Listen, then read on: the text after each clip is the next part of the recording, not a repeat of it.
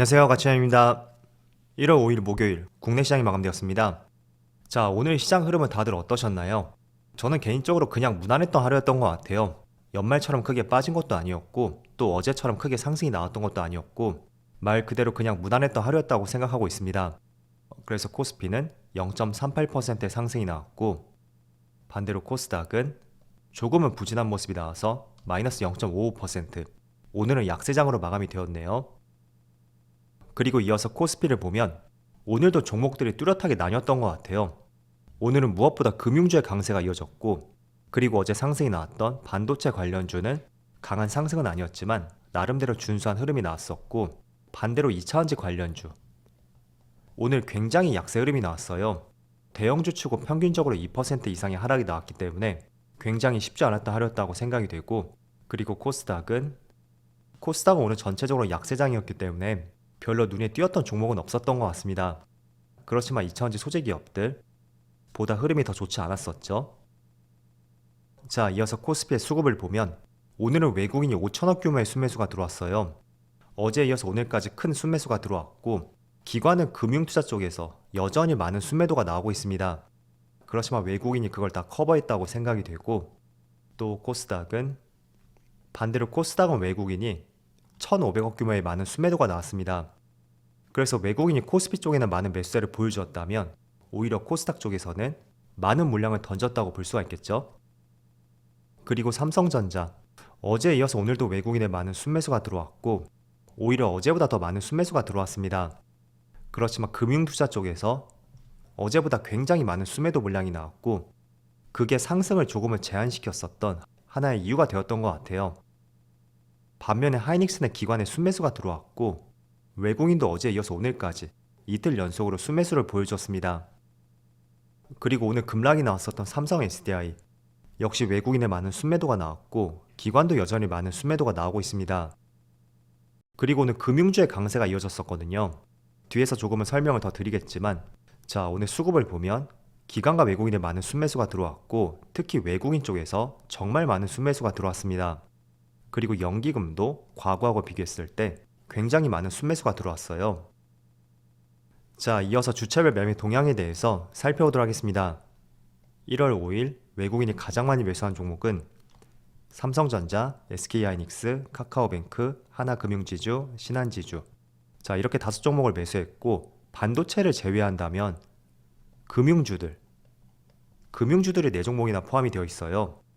그래서 금융주에 대해서 조금 뒤에 설명을 드려보겠고, 오늘은 거의 삼성전자를 압도적으로 매수했었네요. 그리고 기관은 카카오, 신한지주, 네이버, KB금융, 카카오페이 이런 순서대로 매수했고, 마찬가지로 금융주가 많이 포함이 되어 있습니다. 자, 이어서 해외 증시를 보면 어제 미국 증시는 나름대로 견조하게 마무리가 되었어요. S&P 500이 0.75%의 상승이 나왔고, 한때는 1.3%까지 상승폭을 상당히 키웠었고, 나스닥도 0.7%의 상승이 나왔고, 이것도 마찬가지로 한때는 1.3%까지 나름대로 준수한 흐름을 보여주었습니다. 그리고 다우지수도 0.4%의 상승이 나왔네요. 그리고 추가적으로 반도체 지수를 보면 어제 무려 2.7%의 급등이 나왔어요. 그래서 미국 시장에 있는 많은 반도체 기업들이 있죠. 마이크론 테크놀로지가 7% 이상의 급등이 나왔었고, 또 인텔은 4%였나요? 아무튼 어제 반도체 관련주가 굉장히 강세 흐름이 나왔습니다. 자, 그래서 이런 흐름을 본다면 어제도 국내 반도체 기업들이 굉장히 강세 흐름이 나왔었잖아요. 그래서 반도체가 단순히 국내만의 이슈가 아니라 전 세계 시장에 수급이 들어왔었던 중요한 시점이었다고 볼 수 있습니다. 그래서 지금 정부에서 세액공제를 해주겠다는 그런 표현이 있었지만, 그거는 정말 표면적인 이유라고 생각이 되고, 근본적인 이유는 이렇게 미국의 반도체 지수의 흐름하고, 또 어제 마이크론 테크놀로지하고 인텔, 그리고 많은 반도체 기업들, 그런 종목들의 큰 상승을 비추어 본다면 반도체에 대한 저점 인식, 그런 게 국내를 넘어서 전 세계적으로 뻗어있는 시각이라고 생각이 돼요. 그래서 어제도 말씀을 드렸지만 저점에서 장대 양봉이 나왔을 때는 이런 흐름들이죠. 우리가 필히 그 뒤부터는 계속 관심을 가져야 된다고 말씀을 드리겠고, 다행히도 어제 크게 상승이 나왔던 만큼 하루 정도는 조정을 예상을 했었는데 오늘도 나름대로 견조한 흐름이 나오는 것 같아요. 그래서 항상 바닥권에서 이런 장대 양봉이 나올 때는 관심을 갖고 지켜보자, 그렇게 말씀드릴게요. 그리고 아시아 증시를 보면 일본 니케이가 0.4% 상승이 나오고 있고 대만도 0.6%, 그리고 상해 지수가 0.9%의 상승이 나오고 있습니다. 연말부터 연초까지는 중국 증시의 흐름이 가장 좋은 것 같아요. 그래서 어쨌든 국내 경제가 살아나는 것도 정말로 중국의 역할이 중요하거든요. 그래서 그런 관점에서 글로벌 경제 정상화에 기여를 할 수 있는 그런 시점이 오기를 기대해 보겠습니다. 자, 그리고 몇 가지 이슈를 살펴볼게요. 어제는 12월 FOMC 의사록이 공개가 되었어요. 그런데 예상을 했었던 대로 올해의 기준금리 인하는 없을 것이다, 기대감을 조금은 꺾을 수 있는 그런 코멘트가 있었고, 그럼에도 불구하고 미국 시장하고 또 국내와 아시아 시장까지 오늘 시장에 별다른 타격을 미치진 못하는 것 같아요. 아무래도 예상을 했었던 부분이었고, 또 지금은 이런 생각을 갖고 있다고 해도 연말에는 또 어떻게 변화할지 모르잖아요. 그래서 생각보다 별다른 타격을 미치진 못했던 것 같고요. 그리고 일정들을 살펴보면 오늘 CES 2023이 개막을 했고, 내일은 미국의 고용 보고서 발표하고 삼성전자하고 LG전자의 잠정 실적 발표가 있습니다. 일단 저는 실적 발표보다는 이 미국의 고용 보고서, 이게 정말 중요하다고 생각이 돼요. 조금 전에 말씀드렸던 것처럼 연준에서 올해 금리 인하를 하지 않을 것이라고 발표를 했었는데, 그렇게 할 수 있었던 뒷배경 중에 하나는 탄탄한 고용, 이게 지금 미국 시장을 뒷받침하고 있기 때문이에요.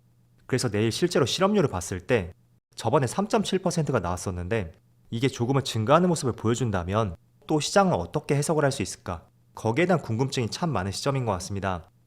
물론 4%대가 된다고 해도 굉장히 견조한 실업률이라고 볼 수 있어요. 그렇지만 지금까지는 계속 실업률이 떨어졌다면 실업률이 바닥을 찍었나? 이런 생각의 변화도 생길 수가 있는 시점이 될 수 있잖아요. 그래서 미국의 고용 보고서 내일 한번 잘 지켜보시고요.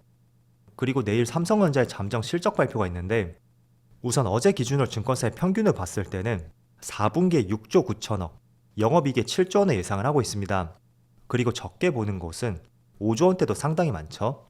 그리고 하이닉스 같은 경우에는 실적 발표를 내일 하는 것은 아니지만 일단 증권사의 평균치는 약 마이너스 7,600억 적자를 예상을 하고 있고, 또 일각에서는 마이너스 1조 원이 넘을 것이다, 그런 전망도 하고 있습니다. 그래서 여기 나와 있는 데이터를 토대로 얼마나 컨센에 부합했었는지 그 부분을 같이 한번 보시면 좋을 것 같아요.